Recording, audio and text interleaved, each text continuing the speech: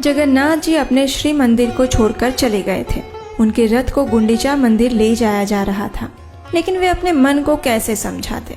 उनके लिए तो उनके जगन्नाथ जी अभी भी रत्न वेदी पर होने चाहिए थे। बस यही सोचकर वे श्री मंदिर में रत्न वेदी के पास पहुंच गए। वहां जाकर देखा तो चारों ओर शांति छाई हुई थी। सच में रत्न वेदी आज खाली पड़ी हुई थी। अपने प्रभु के विरह में वे रत्न वेदी की प्रदक्षिणा करने लगे और उसी समय एक बड़ी सी काली परछाई उनके मस्तक पर मंडराने लगी। वो रूप सच में भयावह था। लंबे से हाथ और पैर, बड़े बड़े दांत और लाल आंखें। ऐसा लग रहा था मानो अभी वो उसे निगल जाएगा। लेकिन कौन था ये भयावह रूप, और जगन्नाथ जी के मंदिर में वो किसे डरा रहा था? चलिए जगन्नाथ जी की इस कथा में हरे कृष्णा। वो रथ यात्रा का दिन था। जगन्नाथ जी एक राजा की तरह पहाड़ी विजय करते हुए धीरे धीरे रथ पर सवार हो चुके थे। उनके साथ साथ बलराम जी और सुभद्रा मैया भी अपने अपने रथ पर आरूढ़ थे। चारों ओर भक्त जय जगन्नाथ का जय ध्वनि कर रहे थे। अनेक प्रकार के वाद्य यंत्र बज रहे थे। लोगों की भीड़ चरम सीमा पर थी। एक के बाद एक जगन्नाथ जी, बलराम जी और सुभद्रा मैया के रथ गतिमान होते हुए गुंडीचा मंदिर की ओर प्रस्थान कर रहे थे। सभी लोग उसी रथ यात्रा में उनके साथ चलने लगे और पीछे छूट गया सिंह द्वार, अकेला, शांत और सुनसान, मानो वो भी जगन्नाथ जी के विरह में उदास था। आज सिंह द्वार के सिवा एक और व्यक्ति थे जो आज उदास थे, और वो थे इंद्र स्वामी। अच्छा, आप उन्हें नहीं जानते? चलिए हम आपका उनसे परिचय करवाते हैं। इंद्र स्वामी जगन्नाथ जी के एक महान भक्त थे। उन्होंने संपूर्ण भारतवर्ष के सभी तीर्थ स्थानों की यात्रा की। उन्होंने केदारनाथ में जाकर भगवान शिव की पूजा आराधना की। उसके बाद वे बद्रीनाथ धाम गए। उसके बाद फिर उन्होंने रामेश्वरम में जाकर भगवान श्री विष्णु के दर्शन और पूजा आराधना की। तत्पश्चात वे समुद्र किनारे स्थित द्वारिका धाम में जाकर भगवान श्री कृष्ण और रुक्मिणी का दर्शन करते हैं। उन्होंने अनेक पवित्र नदियों में स्नान किया, भगवान के अनेक रूपों के दर्शन किए और अंत में वे जगन्नाथपुरी में आकर स्थायी हो गए। अपना शेष जीवन जगन्नाथ जी के नीलाचल धाम में ही व्यतीत करने का उन्होंने निर्णय लिया था। वे प्रतिदिन जगन्नाथ जी के दर्शन करने मंदिर में आते और इसके साथ ही अपनी ध्यान अवस्था में भी उनके प्रत्यक्ष दर्शन करते। अब देखिए, जो भगवान के भक्त होते हैं ना, उनसे भगवान का विरह बिल्कुल भी सहन नहीं हो पाता। ऐसा ही कुछ होता था इंद्र स्वामी को भी। जब वे जगन्नाथ जी को रथ यात्रा के समय गुंडीचा मंदिर जाते हुए देखते तो बड़े उदास हो जाते। एक तो पहले ही जगन्नाथ जी 15 दिन के लिए बीमार पड़ जाते हैं, तो उनके दर्शन नहीं होते। ऊपर से 9 दिन और वे गुंडीचा मंदिर चले जाते हैं। ये सब देखकर इंद्र स्वामी का मन बड़ा उदास हो जाता था। ऐसे ही दुखी मन से आज वे सिंह द्वार के पास खड़े थे। जगन्नाथ जी, बलराम जी और सुभद्रा मैया के रथ गुंडीचा मंदिर के लिए निकल पड़े थे। संपूर्ण श्री मंदिर खाली था, क्योंकि सभी भक्तगण भी जगन्नाथ जी के साथ गए हुए थे ना। लेकिन इंद्र स्वामी को इस बात का विश्वास नहीं हो रहा था। उन्होंने मन में ही सोचा, ऐसे कैसे भगवान अपनी रत्नवेदी छोड़कर जा सकते हैं? भगवान तो पुराणों में भी कहते हैं कि चाहे प्रलय आ जाए या फिर ये मंदिर नष्ट हो जाए, फिर भी मैं ये स्थान छोड़कर कभी नहीं जाऊंगा। तो फिर वे ये नीलाचल धाम छोड़कर कैसे जा सकते हैं? नहीं, भगवान नहीं गए होंगे। ये तो सिर्फ इन सब भक्तों की भूल होगी। भगवान नहीं जा सकते ऐसे।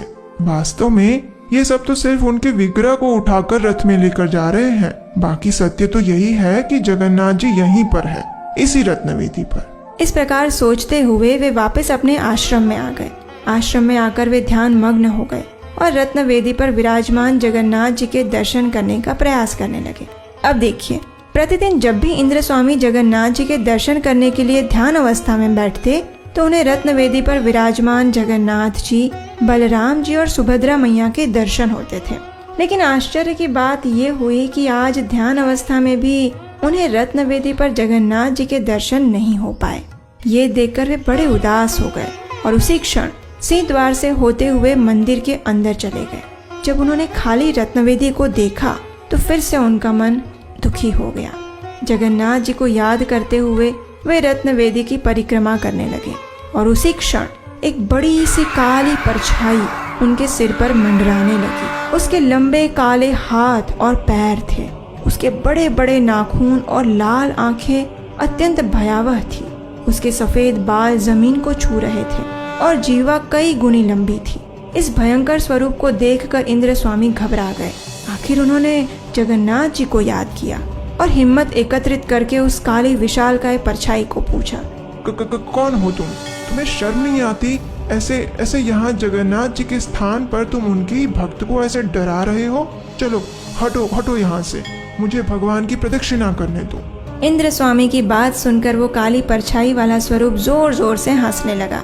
उसने कहा, अरे मूर्ख, मुझे आदेश देने वाले तुम कौन होते हो? मैं इस स्थान का रक्षक हूँ और मेरा नाम है भैरव। भगवान की अनुपस्थिति में मैं ही इस स्थान की रक्षा करता हूँ। इस समय जगन्नाथ जी यहाँ नहीं है, इसलिए इस समय तुम उनकी रत्न वेदी की प्रदक्षिणा नहीं कर सकते। अगर तुम उनके दर्शन करना चाहते हो तो गुंडीचा मंदिर जाओ, यहाँ नहीं। चलो जाओ अब यहाँ से। भैरव की बात सुनकर इंद्र स्वामी निसहाय होकर वापस अपने आश्रम में लौट आए। आज उनका मन अत्यंत उदास था। उनके मन में बार बार यही प्रश्न उठ रहा था, क्या सच में भगवान जगन्नाथ अपने नीलाचल धाम छोड़कर अदप मंडप में चले गए हैं? अब देखिए, हम आपको बता दें कि नीलाचल धाम यानी पूरी मंदिर में जो जगन्नाथ जी का सिंहासन है उसे रत्नवेदी या अंतरवेदी कहा जाता है और गुंडीचा मंदिर में जो उनका सिंहासन है उसे महावेदी कहते हैं। इस स्थान पर जहाँ जगन्नाथ जी, बलदेव जी और सुभद्रा मैया को गर्भगृह में महावेदी पर स्थापित किया जाता है, उस स्थान को अदप मंडप कहा जाता है और उस समय जो उनके दर्शन करते हैं उसे अदप दर्शन के नाम से जानते हैं।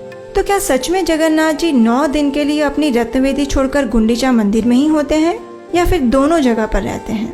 और आखिर गुंडीचा मंदिर में ये अदप दर्शन देने के पीछे क्या रहस्य है? क्या इसके पीछे भी जगन्नाथ जी की कोई लीला छुपी हुई है? जी हाँ, ये एक बहुत बड़ा रहस्य है।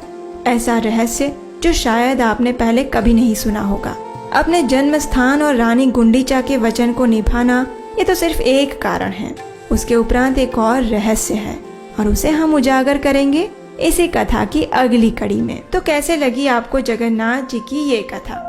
अगर अच्छी लगी है तो जल्दी से नीचे सब्सक्राइब बटन पर क्लिक करिए और नोटिफिकेशन ऑन कर लीजिए, अन्यथा इसी कथा का दूसरा भाग आप मिस कर देंगे। और अगर आपने पहले से ही सब्सक्राइब कर लिया है तो इस वीडियो को लाइक कीजिए और अपने उन मित्रों को शेयर कर दीजिए जिन्होंने ये कथा कभी नहीं सुनी है।